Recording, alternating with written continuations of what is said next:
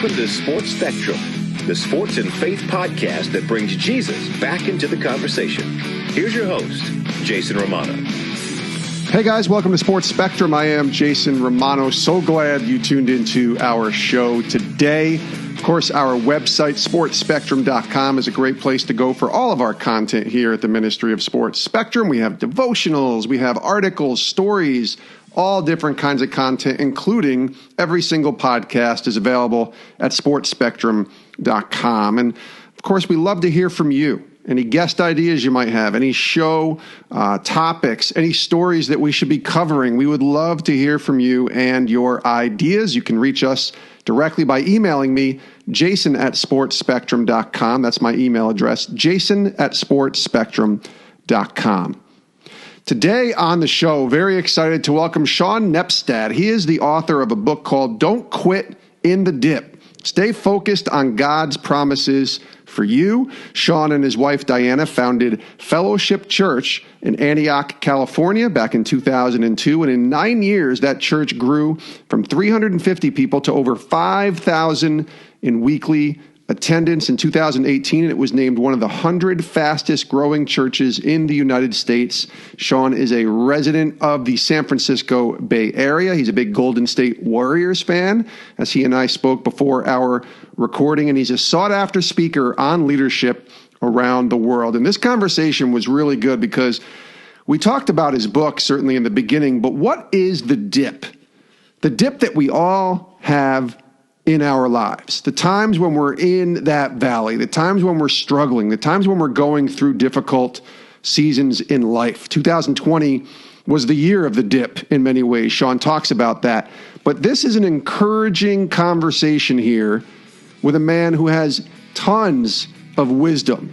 And if you have a paper and a pen or your phone with you, take some notes on this one, because there's a lot of good encouragement here from this pastor and author, Shaun Nepstad. Again, the book is called Don't Quit in the Dip, and he joins us here today for a fun conversation on Sports Spectrum. Take a listen.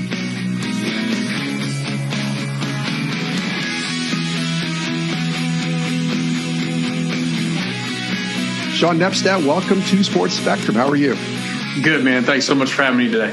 Glad you're here. Glad to have you join us, and excited about your new book. I'm holding it in my hand. Don't Quit in the Dip. Why don't we start with this? Because you and I both did the same thing. We both released books in the middle of a pandemic. Maybe not something we were planning to do, but really the timing of a book like this, I think, is really important. Tell us about the book. Well, what's so funny is I tried to get the publisher to not release a book because I was like, I don't want to launch a book in COVID. Are you kidding me? Right. And they said, Shaun, it has to come out now. We're in a worldwide dip. Yeah. Like, who do you know that's not currently going through some type of dip? And here's how I explain the idea of a dip. It's everybody has a dream, whether it's your career, your job, your marriage, your spiritual walk with God. We all have this idea of what success would look like. And there's always a dip before you get there. The problem is many people quit right here in the dip and they never see it. And the successful people that we look up to, they're not people who were exempt from a dip. Like, they didn't catch the elevator all the way up. They literally had a dip, but they just didn't quit. And so that really is my heart cry. It really is my life message, to help people who feel stuck get out of the dip and let them know that there is more still available. What's it been like pastoring in 2020 in this past year in, like you said, one of the biggest dips we've ever seen in our lifetime, I'm sure? Super easy. Why do you ask? I'm kidding. Awesome. Next question. No. Yeah. I literally was going back through some of my notes in Bible college. I was like, they didn't train us for this. Like, where's the pandemic class? But honestly, we have been prepared, in the sense that we're all spirit filled for a reason. You know, we have the Spirit of God in us. We have the Word of God. He's given us to play. And this, people keep saying this is unprecedented times. Not really. I mean, the world, the church has gone through pandemics before. Matter of fact, the entire Bible, the New Testament, a lot of the New Testament was written in a horrific pandemic of persecution. I mean, James, the half-brother of Jesus, is writing to the 12 tribes that are scattered abroad, living in caves. They're quarantined. no Wi-Fi, no DoorDash. Come on. And James is writing to them in all of this. And he says, hey guys, count it all joy when you go through fiery trials of many kinds, knowing that the testing of your faith produces patience, and let patience have its perfect work so you can be mature and complete and lack nothing. And, I don't think that's probably what they wanted to hear at the time. They had been living out in caves. I'm sure when they clicked on the email and they opened it up from Pastor James, they were expecting him to say, you guys can come on home now. Persecution's over, pandemic's over. But he didn't say that. He said, guys, learn from this. And what I think is often true is we hate tests. We hate tests. Like, none of us, well, some of you guys might like tests. You're the ones that would bug me, but you're probably the ones that got straight A's, messing up the curve for all the rest of us. That's right. But this is what we would say, in traffic or to somebody. We say things like this: don't you test me. Don't you test me. What are we saying? We're saying, don't you push me to my limit. You need to back up. Yeah. Unfortunately, we've turned around and said the same thing to God. We look at God and we're like, don't you test me. Don't push me to my limit. And we have forgotten that there are certain life lessons and principles we cannot achieve any other way. Like, you can literally know the secret. One of the chapters in the book is the secret of knowing. So it's a secret that God is at work in a test, because we all want to be mature, complete, and lacking nothing, like James says the tests would lead to if we pass them. But none of us want a test. And like, for instance, I want to be in shape. I just don't want to work out. I fly a lot on planes. I love to get to the destination, hate the flight. Mm-hmm. And a lot of people are that way when it comes to their career or their marriage or their spiritual walk with God or a dream. It's like, we just want to be teleported there, you just get me there. And we forget that there's a process. And if you could learn to embrace the process, because the secret is God's working in the process. And we don't look at a coach who makes us run. I mean, I played sports growing up, played a lot of basketball. Yeah. And we don't look at our coach who makes us run and just say to ourselves, he's just mean and doesn't care. We don't look at a trainer who makes us lift more and say, they're just mean and don't care. We understand they are preparing us, stretching us for something we're not ready for right now. We can't handle right now. They're giving us greater strength, greater ability, an aptitude to reach a goal that we all desire. And that's why they're there. I mean, literally, I'm paying somebody right now. He's a golf instructor, a golf pro. Mm-hmm. I'm paying him to tell me what I'm doing wrong. Right. I'm paying him to say, you're not doing it right, to correct me. So we embrace all these other lessons everywhere else in life. And then when it comes to God, we're just like, does he even know where I am? Yeah. That's where some of your listeners are right now. They feel so desperate. And that's where a lot of us are. Yeah. But you got to trust that God is saying, count it joy, because you need to know that God's producing patience, and let patience have its perfect work so you can be mature, complete, and lacking nothing. Yeah, that scripture, and a lot of the athletes that we talk to in their journeys, they usually point to that scripture, and they usually point to a moment that was a very large dip in their journey, whether it was an injury, whether it was retirement and having, which is a funny word to say when you're 28 years old for an athlete, but they're retiring from pro sports and moving on to the next step. That is the scripture that a lot of them sort of refer to, go back to, hang on to, but they're not enjoying it in the midst of it. They are not enjoying the process of going into the dip because it's just not fun there. Yeah. Well, my wife, she's just the opposite of me. So she was the choir singer in school. I was into sports and all that. So opposites attract. And she's a classical trained opera singer. I take her to Phantom of the Opera, which is a musical.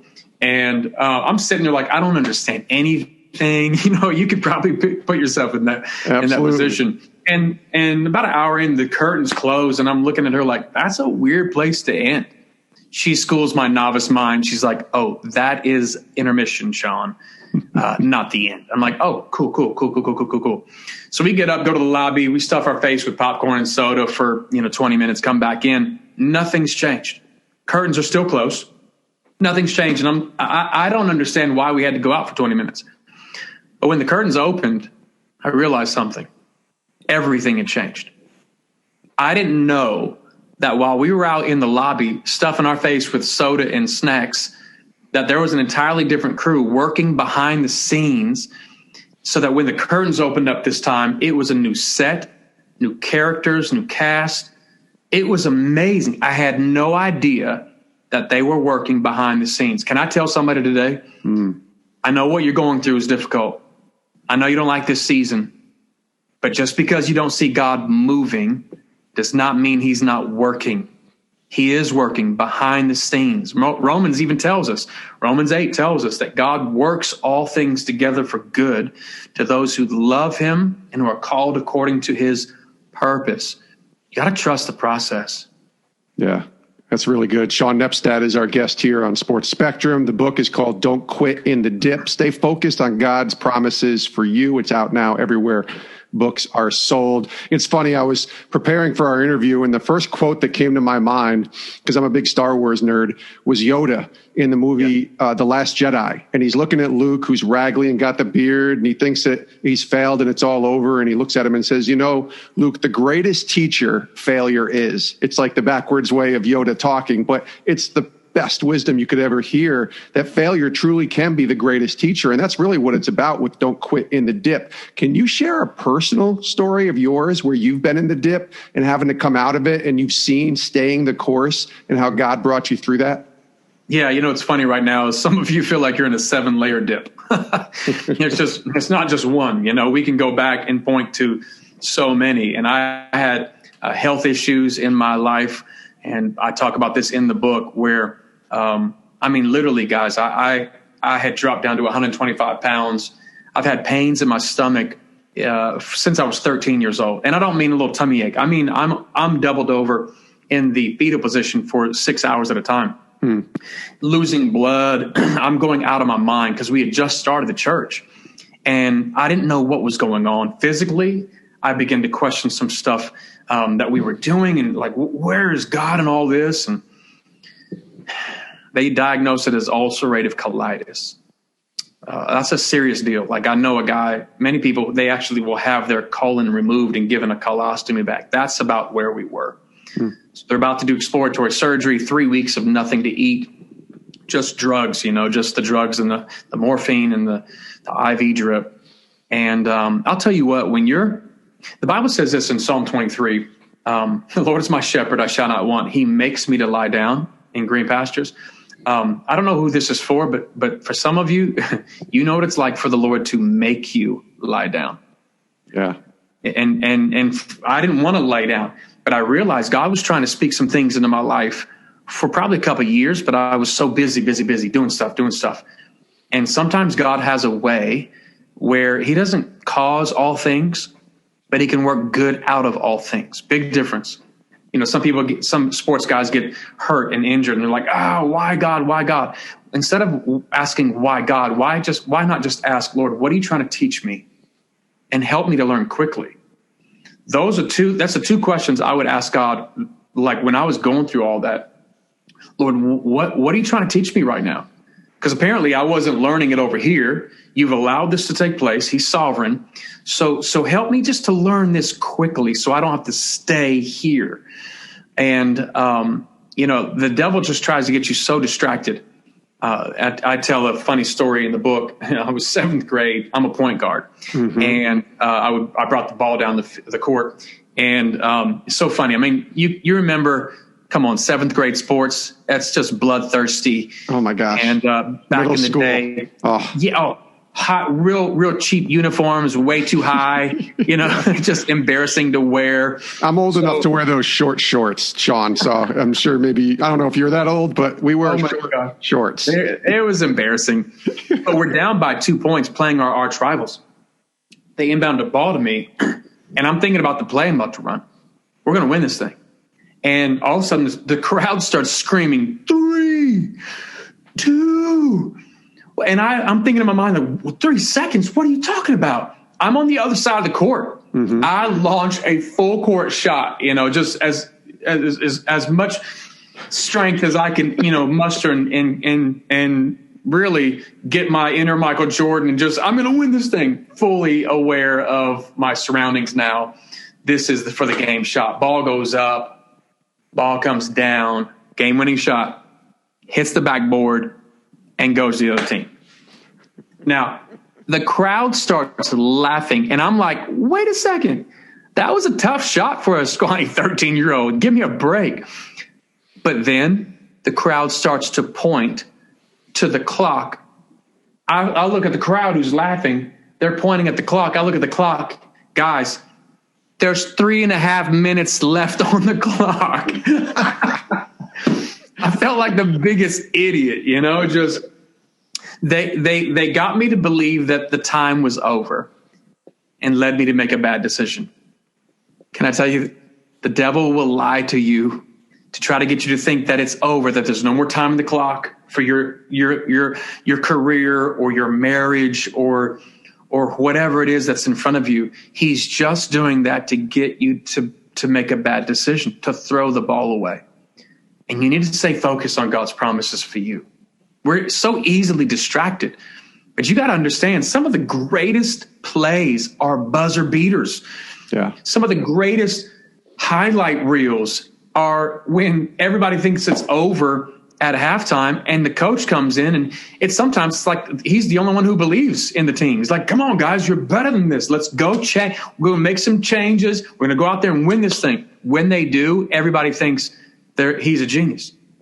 He rallied the team. Can I just be the little coach on the sidelines or in your ear just saying, guys, it's not over. It's not over until God says it's over. Last time I checked, my Bible still says in Philippians 1:6, he who began a good work in you will be faithful to complete it until the day of Jesus Christ. He just needs you not to quit in the dip. A quick break to tell you about our new partners and sponsors today, Convoy of Hope, a faith-based nonprofit organization with a driving passion to feed the world through children's feeding initiatives, community outreaches, and disaster responses. And right now in the U.S. and throughout the world, countless families are living on the fringe or have fallen into the depths of poverty and suffering. But you can make a difference. And right now, we need you to join the starting lineup with Convoy of Hope and join your favorite players and teams in partnering with Convoy of Hope to fight hunger, poverty, and suffering in the United States and throughout the world. And in doing so, you can advocate, give, network, and volunteer to help ensure that those in need receive hot meals, groceries, haircuts, health and dental screenings, hygiene kits, shoes, clothing, family portraits, and much more. You can learn more right now and be a part of the great work Convoy of Hope is doing by visiting them at their website, convoynation.com. You can donate, you can pray, and be a part of all that Convoy of Hope is doing by, again, checking out that website, convoynation.com, CONVOY nation.com. Shaun Nepstad's our guest here on Sports Spectrum. Let's learn about your journey a little bit. Growing up, you mentioned you wanted to be Michael Jordan. That didn't quite work out for you, I'm assuming, Shaun. So when did the idea... I laid it down so I could pastor a church. I could have went pro. You just said, no, God's calling me into ministry here. Yeah, ministry, guys. That's what I'm called to. Well, clearly you were called into ministry because you're pastoring a very healthy church and writing books and speaking and lots of cool opportunities that the Lord has opened up for you. But where does that start? Where does that take shape? Maybe share your testimony and kind of the path that God brought you to now doing what you're doing. Well, let me finish that other story about my sickness, because that's part of the journey. We start the church. I'm 24 years old when we start, which you have to be half crazy. So start a church at 24. Our city was in luck because I'm 3/4 crazy on my daddy's side. 5th generation pastor on both sides of the family. Okay. I get so sick 3 months into the pastoring this church. And I've been sick. It really, fear dominated my life for the first 25 years of my life. but God healed me. Guys, I haven't had a pain in 18 years. So for anybody who's out there that is worried that, the great physician, God has closed up shop, he hasn't. I'm a testimony of that. But more importantly, he gives you what you need in seasons of the dip. Nobody ever grows on the mountaintop. And some people get success too early. You've seen this with entertainment. You've seen this with sports figures. Some people get too much success too soon, and it crushes them. Sometimes a little dip is helpful to get perspective and build humility in us and a dependence on Christ, opposed to trying to think that we're the star and we got it. We got this on lock. Well, we ain't got nothing on lock. We realize that we need the Lord. But in the book, I take you through a progression of identifying the dip. What are the lessons you have to learn in the dip? What do you need to leave behind in the dip? This is a big section. And then what's on the other side of the dip? For me, we started the church, and it grew to about 300 real quick, which is a great size church in America. But what do you do when the dream inside of you is not matching the reality that's in front of you? All of you have a dream of where you'd like to be or what you'd like to do in your career, your marriage, finances, your walk with God, making an eternal difference. We all have that idea. But what do you do when that dream doesn't match what you're seeing every single day? Well, for us, that was a 7-year dip. I mean, zero growth. So apply the same principle to whatever you're walking through, and you're not seeing any results. You're just seeing the same monotony every day. It's like Groundhog Day. It's just over and over and over. And if you're not careful, you can lose it in that season. You can get so distracted. You can buy into the lie that the devil is telling you it's over. And I literally, one of the chapters I talk about, I'm underneath my desk. Guys, tears are streaming down my face. I'm folded up like origami. I don't know.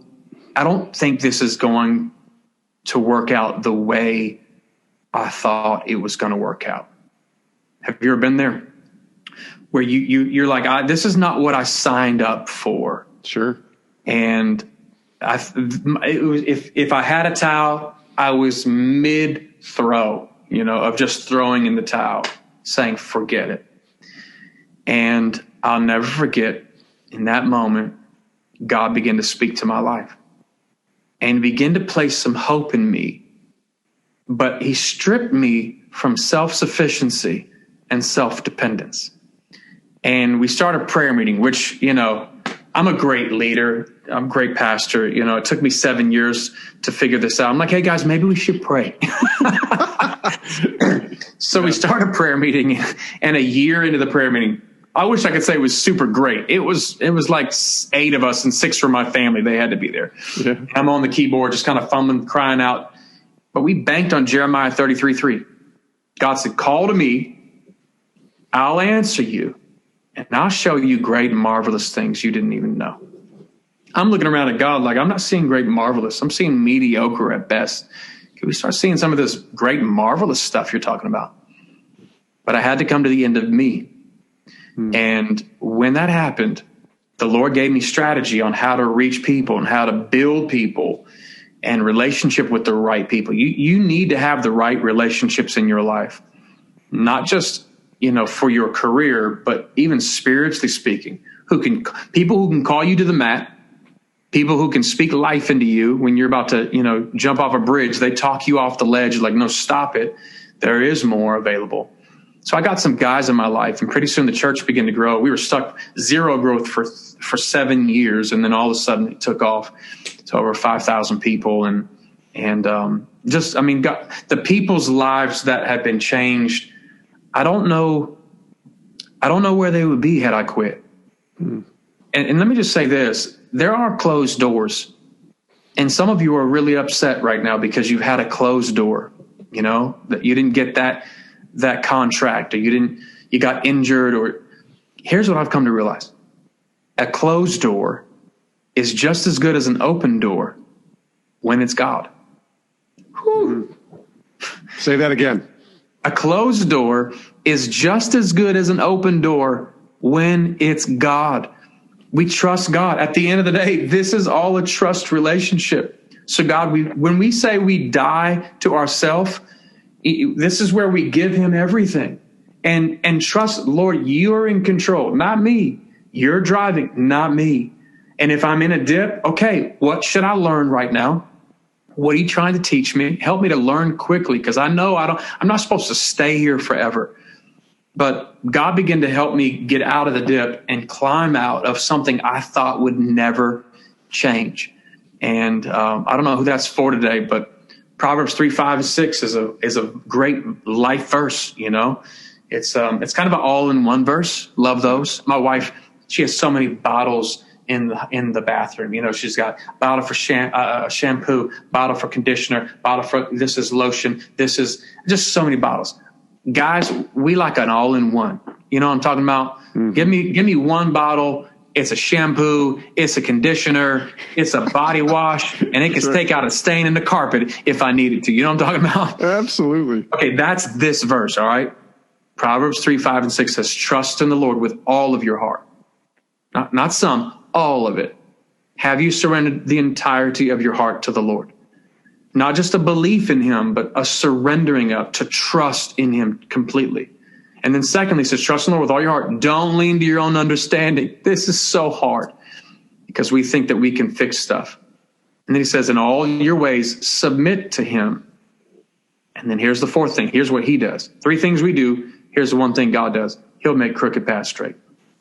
We want God to just like get us to our destination without a process and make the crooked path straight. He's like, I'll do that. I want to do that. But we can't skip steps 1, 2, and 3. So regroup, re-up your dependence on the Lord, refocus, and make sure that you realize there's something on the other side of the dip. Yeah. In all your ways, acknowledge him, and he will make your path straight. Shaun Nepstad is joining us. Shaun, the path that God has brought you through actually took you somehow to Alabama and Coach Nick Saban. You were telling me before we started. We got to hear that story. Well, I have a signed football from him in my other room. I can go grab it if you want me to. But it's we've been there a couple times, and we, regardless of what what team you like, he is. I think he's the most winningest coach in college history. He's the GOAT. There's pretty much no argument on that. So we went there actually just for leadership. So we had 27 minutes with him because he was on his way from a recruiting moment. He had 27. That took him 3 minutes to get there. We had 27 minutes, and then he left, got on a helicopter, and went somewhere else for another recruiting meeting. But it was Tua was there, a couple of the guys. There's 10 of us pastors that got to go. And he's talking to us all about leadership. And then here's the funny part is we get the tour of the stadium, and we get there's 10 or 15 of us pastors. We're all in our 30s and 40s, and we go out on that field. Guys, we acted like morons. We were kicking field goals. We were running plays. I mean, just all out of breath. It was amazing. But one of the things that was fun was Tua was there. I tossed the ball to Tua, and I was like, hey, hit me in the end zone. So he threw it. I ran straight. He's about 40-yard line. I ran straight, cut left. Man, he hit me exactly where he knew I was going to be. Caught that sucker in the end zone, and I pretended there was 101,000 fans in the stadium, and they were all cheering Nepstad at that moment. But, one of the things, by the way, Tua said, because I asked Tua, we were doing a little Q&A. I was like, bro, what's the difference between the years Alabama has won versus the years Alabama doesn't? I mean, because it's not like you guys struggle with talent, Every year, you have great talent every year. And he said, well, I feel like the years that we win, those are the years that we get along better as a team. Wow. Okay, don't miss that. Yeah. I was taking leadership notes. We liked each other. There's a synergy there. And we had the team aspect where we're hanging out after practice together.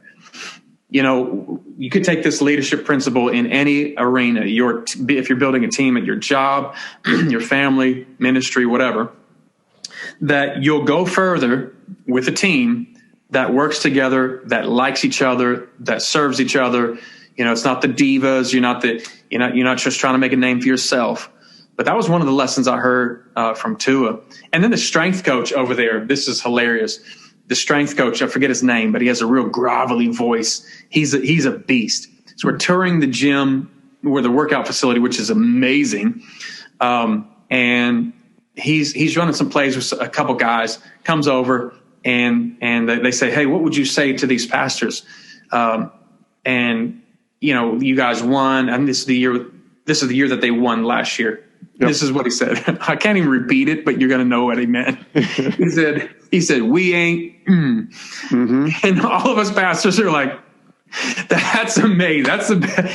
He said, we ain't blank. Yeah. And we all kind of chuckled and laughed. But he said, the moment we start to think that we are something special is the moment we stop working hard, the moment we settle, and the moment we start to lose. And all of us leaders are like, that's my fill in the blank for this weekend sermon. No, not really. I can't do that. But the concept is, don't settle. Yeah. Like don't settle. Sure, you've achieved some success, but you can't settle now. There's still more available. There's a whole chapter in the book called Don't Settle. And I have 4 daughters, and when they were young, they never knew what the ice cream truck was. I feel partly responsible, guys. I know. It was me that told them, girls, that's the music truck. They were all under the age of 2 when they were born, 2, 1, and twins. So now they're about 4, 3, and twins are 2. I'm talking to these girls. They would come out and dance and smile, wave every day at the music truck. And we had a lot of confused drivers, but then it all changed one day. So for 2 years, you think I'm messed up, but do you know how much money I saved in 2 years? Like those $4 ice cream sandwiches times 4? No, thank you. I say you're a genius, actually, Shaun. Well, it's smart parenting. That's right. But my grandma was watching them. Dianna's mom, actually. So my wife's mom, my mom, because of the law, the girls' grandma. I picked the girls up. They come running out with eyes wide as saucers. And they're just, Dad, guess what? And I'm like, what is it? And my daughter said, the music truck has ice cream too. Revelation. Grandma ruined everything. Oh. But there was more available and they didn't know it. That's my point. That for a lot of people, they settle with music truck theology.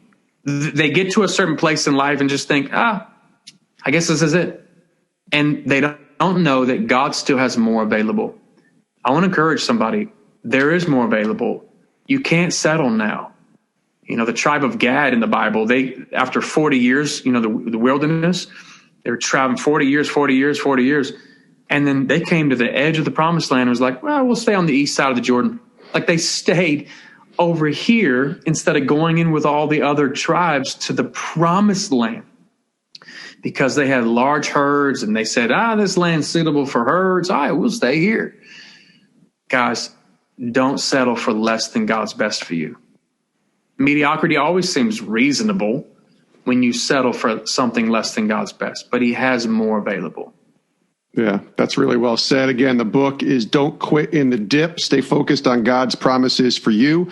Shaun Nepstad has been our guest. Great stuff, my friend. Great to meet you. Thanks for joining us. Let's get you back on sometime. Maybe we'll even do it in person. But thanks so much for spending time with us. And I want everybody to go out and get the book. And all the best to you. Happy New Year, 2021. And let's make it a great year. Thanks for joining us.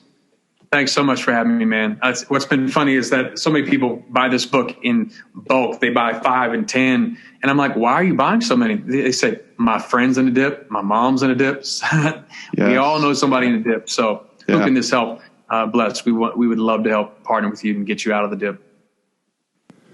That's good stuff there from Shaun Nepstad. Again, the book is called Don't Quit in the Dip. Stay focused on God's promises for you. You can follow Shaun on social media at Shaun Nepstad, Nepstad. And that book is available everywhere books are found. The foreword was written by John Maxwell. He's kind of a big deal in the leadership world. So Shaun is a great guy and just really excited about having him on the show today. I read some of his book and was just fascinated with it. Wanted to definitely have him on as a guest. Loved the Alabama story.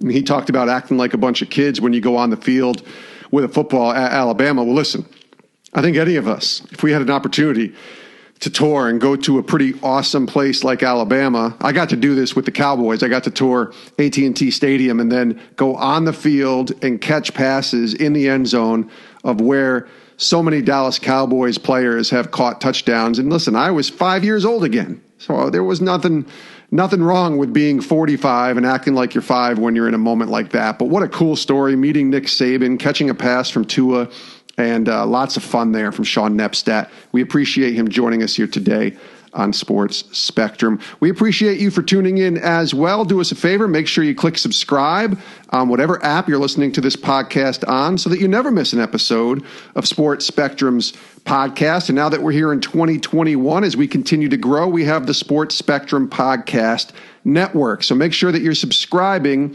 to all of our shows here at Sports Spectrum. We got a show called Recalibrated for the ladies with host Mallory Brown. Tremendous show. We got a show called Table 40, which is going on almost a year now, hosted by Matt Holliday, the 8-time MLB All-Star, and his wife, Leslie Holliday. That's a fantastic conversational show as well, called Table 40. And of course, this show, and we're growing. We got more shows coming down the pike in 2021. So make sure you subscribe to every podcast available on the Sports Spectrum Podcast Network. Thanks again for tuning in. My name's Jason.